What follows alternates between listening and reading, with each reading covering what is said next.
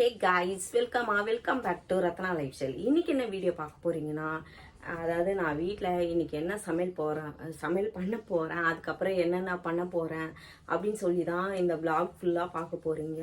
அடுத்து வரும். Okay friends, வாங்க வீடியோக்குள்ளே போய் பார்க்கலாம். அப்படி நான் என்னென்ன செய்ய போகிறேன்னு சொல்லி பார்க்கலாம். வீடியோக்குள்ளே போய் பார்க்கறதுக்கு முன்னாடி என் சேனல் லைக் பண்ணுங்கள், ஷேர் பண்ணுங்கள், கமெண்ட் பண்ணுங்கள், சப்ஸ்கிரைப் பண்ணுங்கள், பெல் ஐகானை கிளிக் பண்ணுங்கள். அப்போ தான் நான் வீடியோ போடுறது நோட்டிஃபிகேஷன் உங்களுக்கு வரும். மறக்காமல் என்னோட இன்ஸ்டா ஐடியாவும் ஃபாலோ பண்ணிக்கோங்க.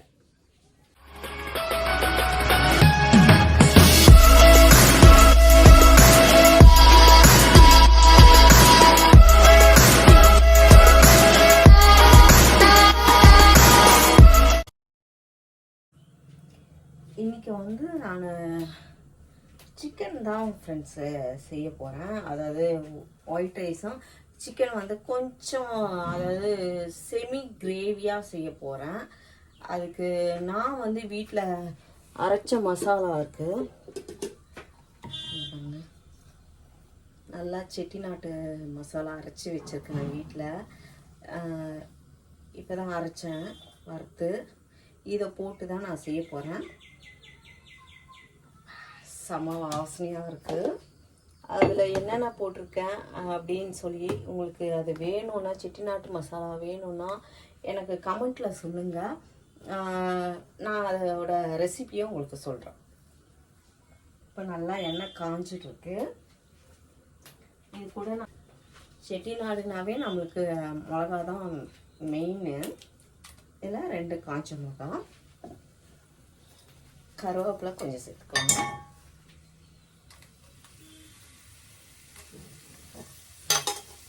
கருவேப்பிலை போட்டாச்சு. அப்புறம் வெங்காயம் சேர்த்துக்கிறேன்.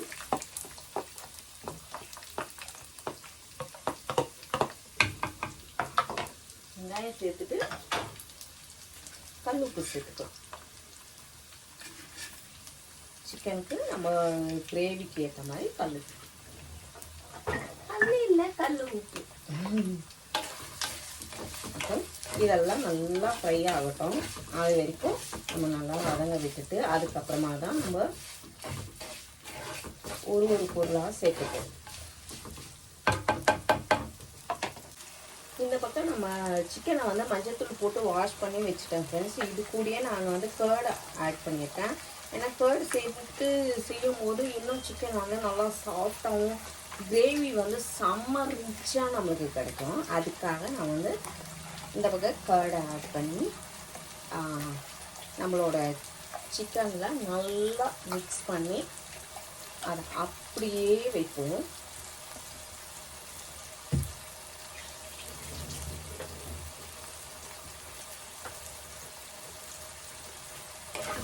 நல்லா வந்து ஆனியன் வந்து நல்லா ஃப்ரை ஆகணும். இது கூட கொஞ்சம் சோம்பு மட்டும் சேர்த்துக்கலாம்.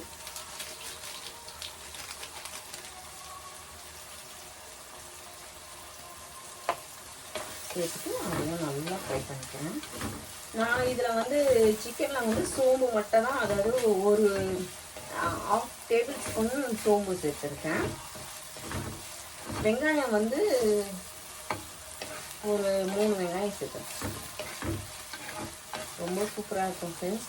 காரம் மாமா வந்து காரம் கம்மியாக கேட்டாங்க, அதனால் கம்மியாக போட்டு செய்யலாம் அப்படின்ட்டு செஞ்சிட்ருக்கேன்.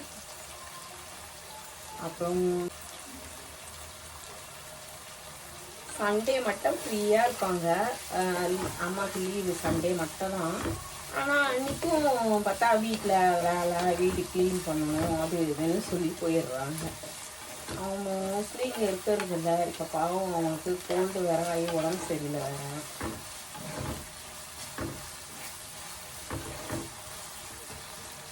அதுக்கப்புறம் அம்மா வீடு நிறைய பேர் பார்த்துருப்பீங்க. எப்படி 2 பேர் சொன்னீங்க சூப்பராக இருக்குது அப்படின்னு சொல்லி. நிறைய பேர் பார்த்துருக்கீங்க, ஆனால் யாரும் பதில் சொல்லலை. அம்மா வீடு எப்படி இருக்குது, குட்டியாக இருந்தாலும் நல்லா க்யூட்டாக இருக்கா அப்படின்னு எனக்கு கமெண்ட்டில் சொல்லுங்கள். அப்புறம் அந்த இடம்லாம் பார்த்தீங்களா, நல்லா அந்த தோப்புக்கு நடுவில் அம்மா வீடு ரொம்ப எவ்வளோ சூப்பராக இருக்குது தெரியுமா. நல்ல காற்று நல்லா சூப்பராக இருக்கும் ஃப்ரெண்ட்ஸ். ஆனால் நான் இங்கே தான் இருக்கிறேன். அம்மா வீட்டுக்கு கூட போகவே முடியல. போகணும்னு நினைப்பேன், போகவே முடிய மாட்டேங்க ஃப்ரெண்ட்ஸ். ஏன்னா எங்கள் வீட்லேயே நம்மளுக்கு நேரம் சரியாக இருக்குது. அதாவது வெயிலும் இப்போ தாங்க முடியலைங்களா, எங்கேயுமே போகிறதே இல்லை. சரி வெளியே போகணும் அப்படின்னு நினைக்கிறோம், போக முடிய மாட்டாங்க. தக்காளியை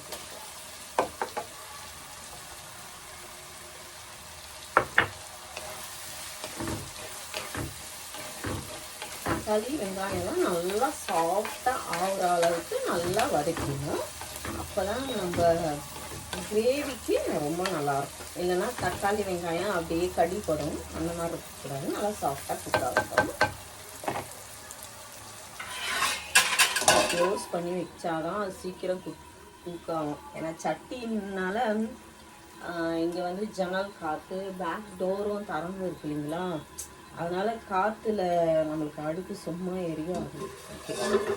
அப்புறம் அம்மாவுக்கு கால் பண்ணி பார்ப்போம், அம்மா எங்கே இருக்காங்கன்னு பார்க்கலாங்களா. அம்மாவுக்கு தான் கால் பண்ணுறேன். அம்மா பாருங்க இப்போது என்ன சொல்லுவாங்கன்னா, வரலன்னு சொன்ன ரேஷன் ஆஃபீஸ் போனியா, அதை போனியா, இதை போனியா தான் கேட்பாங்க. பாருங்கள் என்ன கேட்குறாங்க மட்டும் பார்க்கலாம். லவுட் ஸ்பீக்கர் போடுறேன். இப்போ தான் ரீசார்ஜ் பண்ண, மறுபடியும் ரீசார்ஜ் பண்ணணும். வந்து லவுட் ஸ்பீக்கர் போடுறேன்.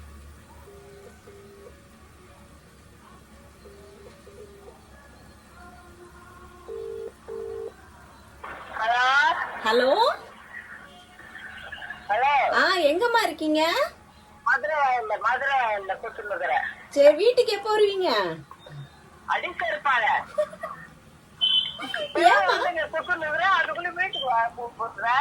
சரி சரி, இல்ல எப்போ வருவீங்கன்னு தான் கேட்டேன்.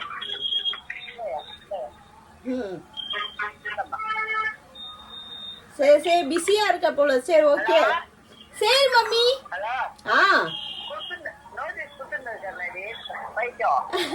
சரி சரி, வாங்க வாங்க. இல்ல மதியானம் வருவீங்களான்னு கேட்டேன். மதியானம் வருவீங்களா? ஓகேம்மா, பாய் பாய்.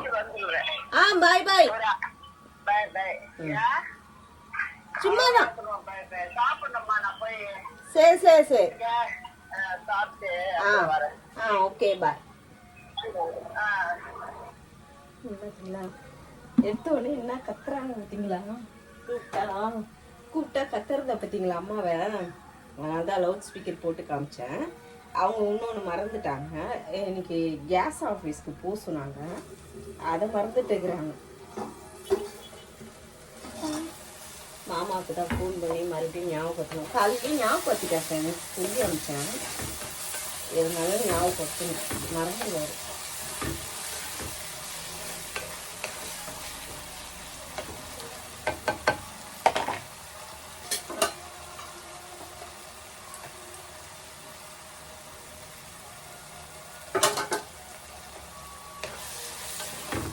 மூடி போட்டால் மட்டும்தான் நம்ம சிக்கன் வந்து நல்லா குக் ஆகும். அம்மா கிட்ட பேச முடியலனாலும் அம்மாவோட வாய்ஸ் எல்லாரும் கேட்டிருப்பீங்க. இப்போ நேரில் பார்க்கணும். அம்மா மதியானம் வந்தாங்கன்னா நான் உங்களுக்கு காமிக்கிறேன். அம்மா மதியானம் சாப்பிடும் போது காமிக்கிறேன். சரி ஓகே ஃப்ரெண்ட்ஸ், இப்போ நல்லா குக் ஆகட்டும். நம்ம சிக்கன்லாம் போட்டுட்டு அதுக்கப்புறமா பார்க்கலாம். நான் அரைச்சேன் இல்லைங்களா செட்டிநாட்டு மசாலா, அது உள்ள சேர்த்துக்கிறேன்.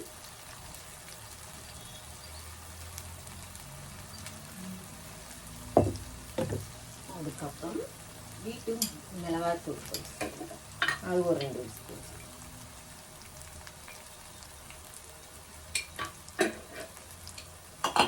சேர்த்துட்டு இதையும் நல்லா வதக்கிக்கணும்.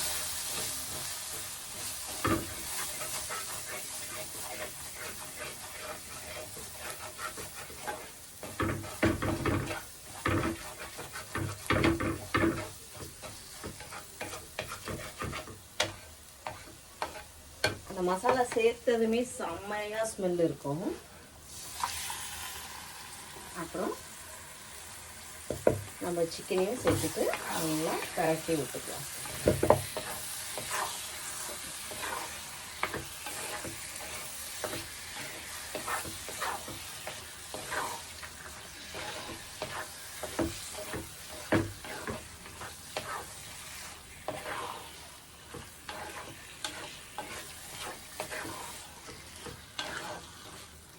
பரட்டி விட்டாச்சு. இப்போ இந்த தயிரோடு தண்ணி கொஞ்சம் சேர்த்துக்கிறேன்.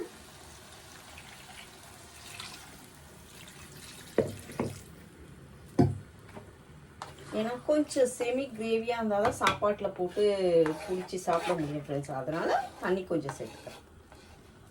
இப்படியே இந்த குழம்பா நம்ம சேர்த்துக்கலாம். அந்த குழம்பா சேர்த்துனா உங்களுக்கு தண்ணி எவ்வளோ வேணுமோ அதுக்கேற்ற மாதிரி நீங்கள் சேர்த்துக்கோங்க. இதோட ஃபுல் ரெசிபி வீடியோ வேணும்னா எனக்கு கமெண்ட்டில் சொல்லுங்கள். நான் இதோட ஃபுல் ரெசிபி வீடியோ உங்களுக்கு சொல்கிறேன்.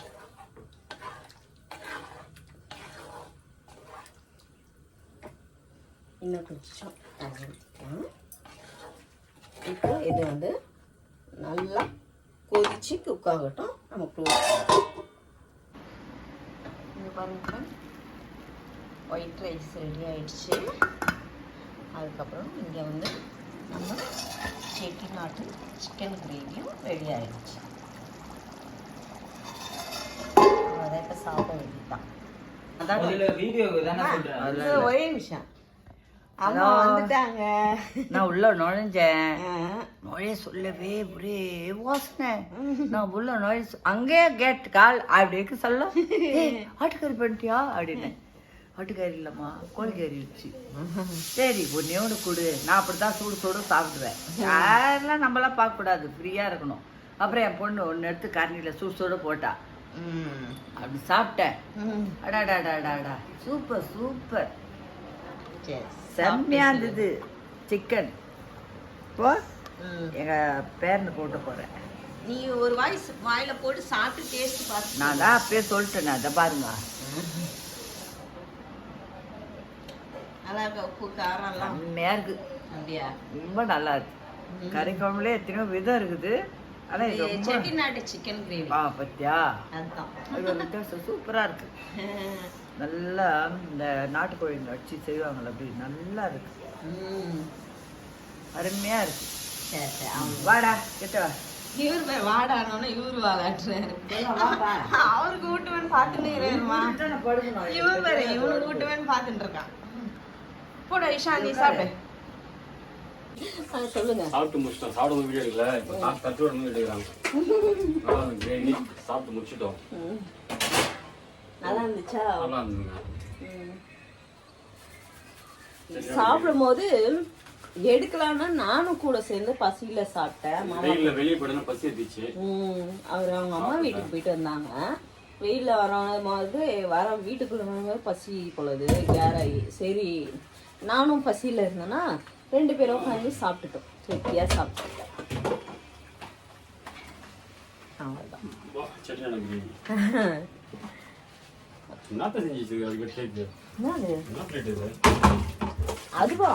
அது உள்ள இருந்து எடுத்து போட்டேன். அதை தொலைக்காம அப்படியே வச்சிருந்தேன். ஓகே ஃப்ரெண்ட்ஸ், நான் இந்த வீடியோ இதோட முடிச்சுக்கிறேன். இந்த வீடியோ உங்களுக்கு பிடிச்சிருந்துச்சுன்னா லைக் அண்ட் ஷேர் பண்ணுங்க. நாளைக்கு ஒரு புது வீடியோலாம் உங்களுக்கு. ஓகே, பாய்.